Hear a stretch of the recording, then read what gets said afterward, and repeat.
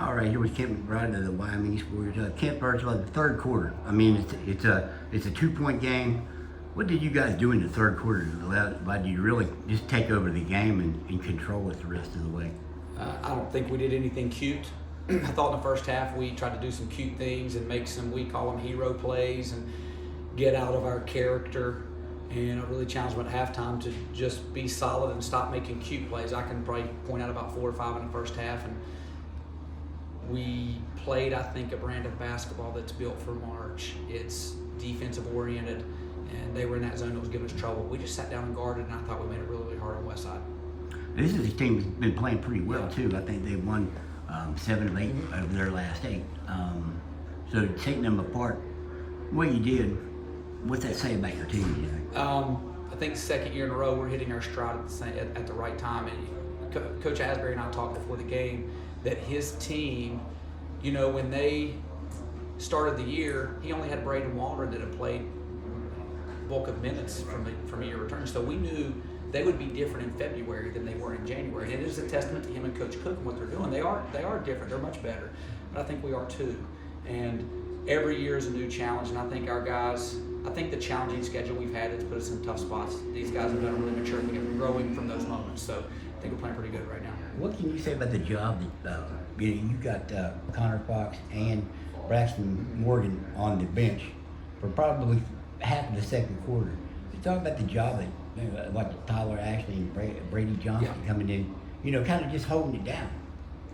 They're people we trust. You know, Brady Johnson's been playing really, really good basketball for quite some time now, and what he does is not necessarily going to show up in a scorebook, but he's been playing really good. And Grayson, having to go against Braxton and those guys every day, we know he's prepared. Yeah. We know he's ready. So for him to step in, we don't even think twice about it. Get in there and go play, and he does fine. So those guys being able to hold it, really specifically Grayson, who hasn't got the minutes that Brady has, being able to hold the rope there for a little while, they did a wonderful job.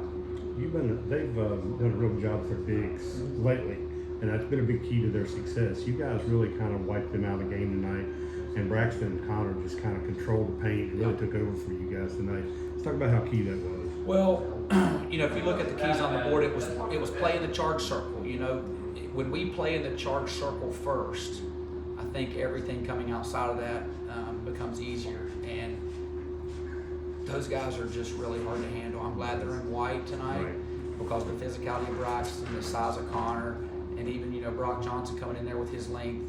I don't know what the offensive rebounding numbers were, but they're really, really good. And we just really controlled things around the rim.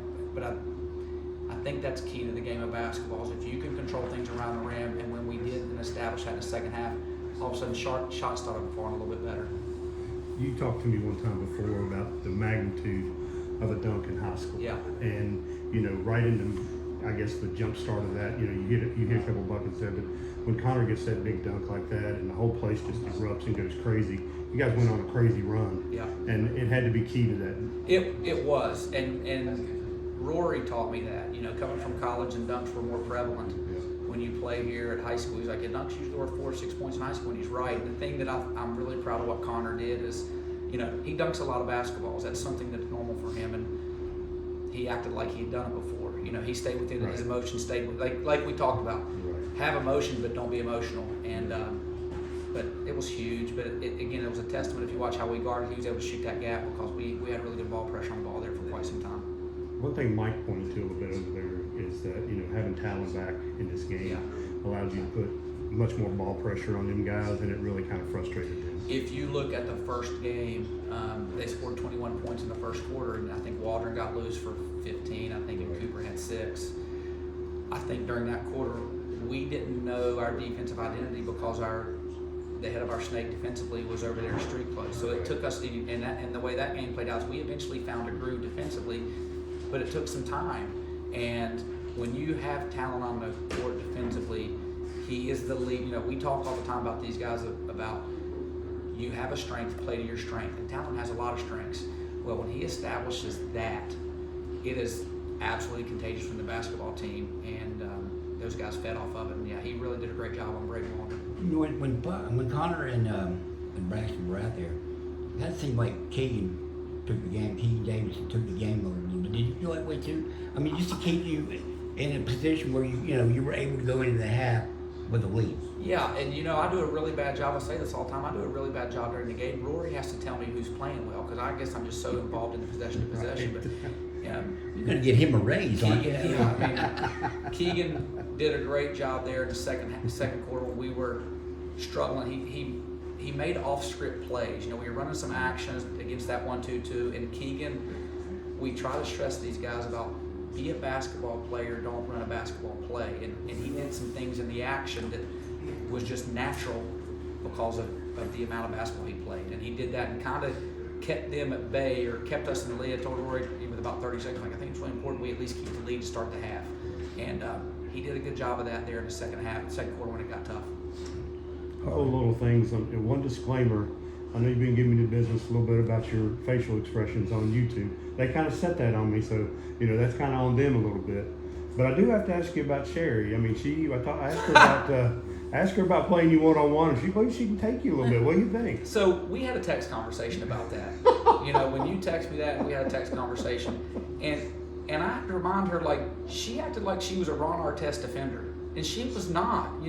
She was in the game because of her ability to shoot the ball to 22 feet. And I'm not going to say she was a traffic cone on defense, but she was not this lockdown defender. And the bad part is we would have to pull VHS tape to prove it, but Sherry was out there because she shot threes, and she made no bones about it. I just don't know why she's suddenly changing her story about what she did as a player. So, I know really root for Wyoming East, obviously, and Ryan and them, but really support Sherry. Sherry and I bounce, and we send drills back and forth to where, and loved her for a long time, and wish her the best of luck, except in this region.